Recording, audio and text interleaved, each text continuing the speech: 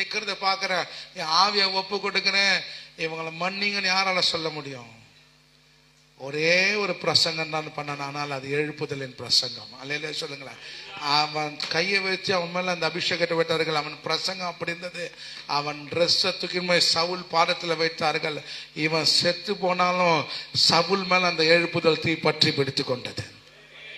எத்தனை பேர் விசுவாசிக்கிறீங்க? எல்லா இடத்துலையும் இயேசு உட்கார்ந்து இருக்கா, இங்க மட்டும் ஏன் எழுந்து நிற்கிறார் தெரியுமா?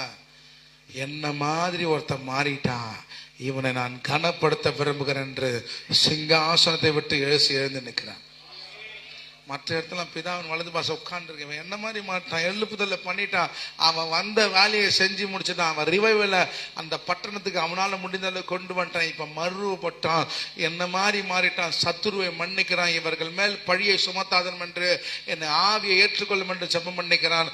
இவனை நான் உட்கார்ந்து இருக்க மாட்டான்.